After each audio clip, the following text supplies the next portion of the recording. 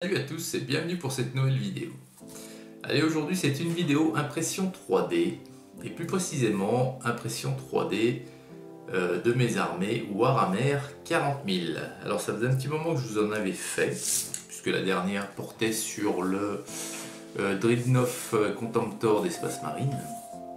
Donc là aujourd'hui je vais vous présenter un ajout pour mon armée Eldar d'Aletok, du vaisseau monde d'Aletok.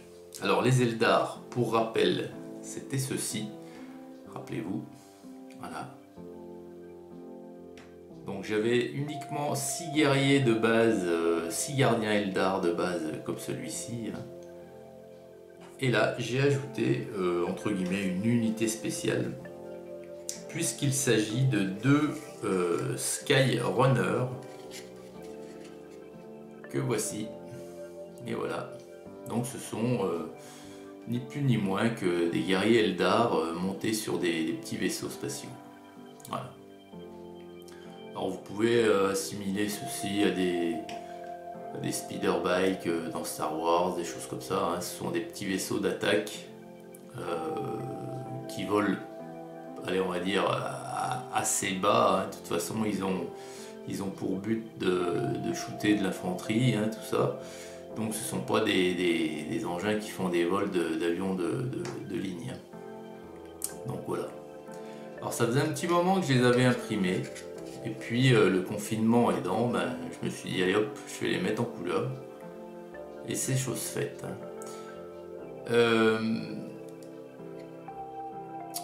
Donc vous voyez que, étant donné que ce sont des engins volants, il fallait que je les représente, pour ainsi dire, entre guillemets, volant, enfin ce qui se rapproche le mieux d'un engin volant. Donc il existe des socles à cet effet pour les jeux de figurines. C'est une base transparente avec une longue tige également transparente qui vient se fixer sous la figurine, et puis vous avez, c'est pas une impression, mais disons que ça fait plus joli qu'un socle plein, quoi.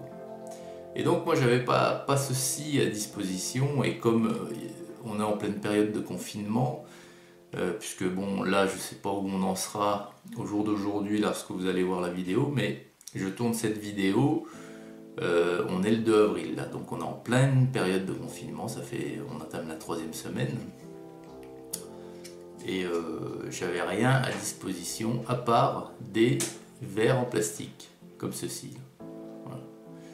Alors j'ai simplement pris le pied du verre en plastique, mais je vais pas, ça c'est pas définitif, parce que vous voyez, moi ça me satisfait pas au niveau ici, là c'est trop large. La base, si vous voulez, serait parfaite, vous voyez, mais il faudrait une tige bien plus fine, et puis qui monte légèrement un peu plus haut, mais qui soit bien plus discrète que ce gros pied ici qu'on retrouve là, quoi. Donc je ne vais pas laisser ça comme ça, je vais attendre qu'on puisse de nouveau un petit peu sortir et voir ce que je trouve dans les magasins.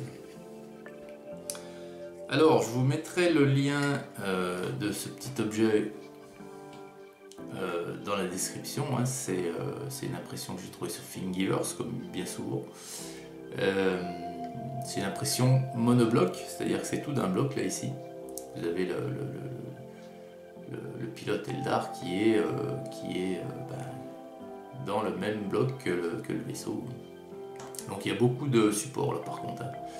Il y a beaucoup de supports, je l'ai imprimé à plat comme ceci, donc la majorité se trouve dessous, ce qui est fort bien parce que vous n'avez pas d'accroche sur le design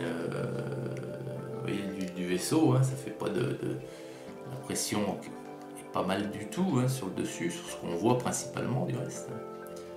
Mais dessous, vous voyez, c'est voilà, il n'y a pas de mystère. De toute façon, il faut que la figurine elle accroche quelque part.